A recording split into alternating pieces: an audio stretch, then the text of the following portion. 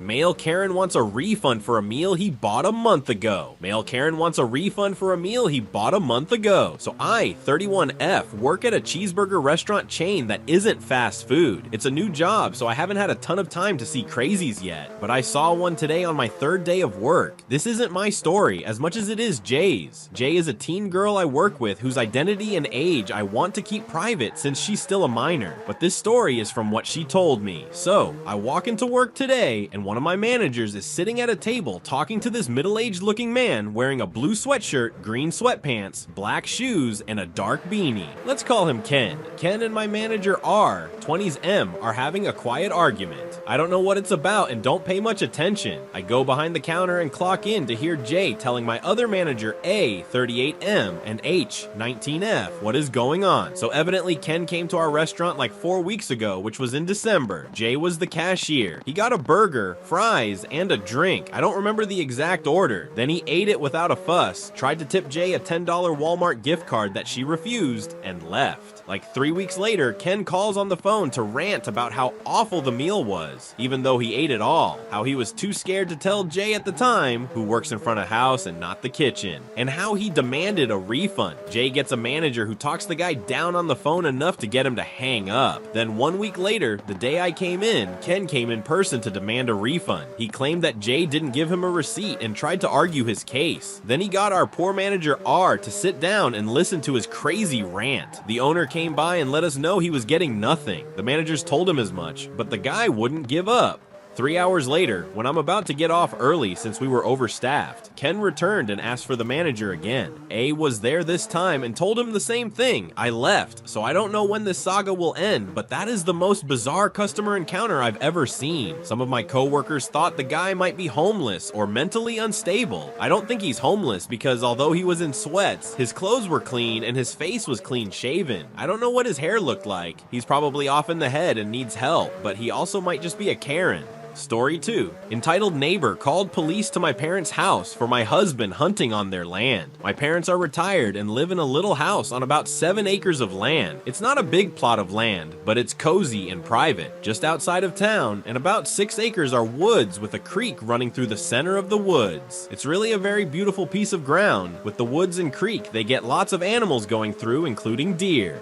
A couple of years ago for Christmas, we got my parents a few trail cams so they could see what was going on. My mom likes photography, and she's been able to get lots of photos of deer, foxes, wild turkeys, coyotes, and other wildlife going through their yard. As you may imagine, this is some prime hunting land. My husband occasionally enjoys hunting and has, from time to time, gone down there for deer season, but he doesn't do it frequently. My parents have had several people stop and ask them to hunt their land, and they always say no. Frankly, it's just barely big enough to legally hunt, and they don't want people all over their property all the time hunting. They have no problem anytime my husband wants to hunt, which is not often, but he's family. There is a neighbor who lives down the road who badly wants to hunt on my parents' land and has been told no repeatedly. They don't allow hunting. Last year, my husband was in the woods and found a tree stand installed that wasn't his. Unfortunately, when they checked the trail cams, the SD cards had been removed. No proof it's that neighbor, but they suspect him. My parents travel a lot, so it would be really easy to do without their knowledge.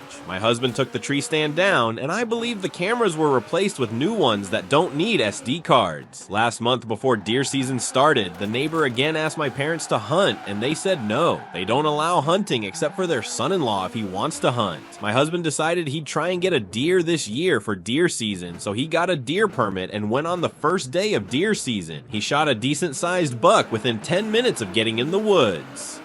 My dad was awake and heard the shotgun blast and came out to see if my husband needed help. My husband got the deer field dressed, and then my dad, who is the nicest guy you'd ever meet, got his tractor out of the garage and drove it to the woods, scooped up the deer in the bucket, and put it in the bed of my husband's truck. So hunting ended pretty quickly into deer season this year. About an hour later, a county sheriff's deputy and a game warden show up at my parents' house. They said they received a complaint of unauthorized hunting and deer poaching. The officer said the neighbor actually gave his name, called, and said they had been told repeatedly there was no hunting allowed on that ground. They had seen someone go into the woods with a shotgun, heard a shot, and then someone with an orange tractor picked up the deer and put it in the bed of a black pickup truck. In our state, if you are caught poaching, they can confiscate your firearm, any hunting gear you have with you, and any vehicles used in the course of hunting, poaching. So the neighbor was really hopeful that they'd take my husband's gun, truck, and my dad's tractor. My dad said, "This is my house and my land, and the orange tractor is mine. The black truck belongs to my son-in-law, who has permission to hunt here anytime he wants." My husband produced his valid deer tags, and all was good. Also, screw that neighbor who had to be watching the woods with binoculars. There's no way he could have seen all that from his yard otherwise. Edit, just because of the sheer number of comments made and messages received that I can't answer all of them, let me clear this up. Yes, he deer hunts with a shotgun. I've never heard of deer hunting with a rifle, just like many people apparently have never heard of deer hunting with a shotgun. In our state, deer hunting with a shotgun is required. Deer hunting with a rifle is illegal. He uses shotgun deer slugs, not buckshot. This is the norm around here. The area is too flat and open to safely hunt with a rifle when a bullet can travel too far. Shotgun deer slugs are quick and drop the deer immediately with no suffering. Does not leave pellets in the meat because it's one slug. It doesn't leave a large hole that destroys the meat.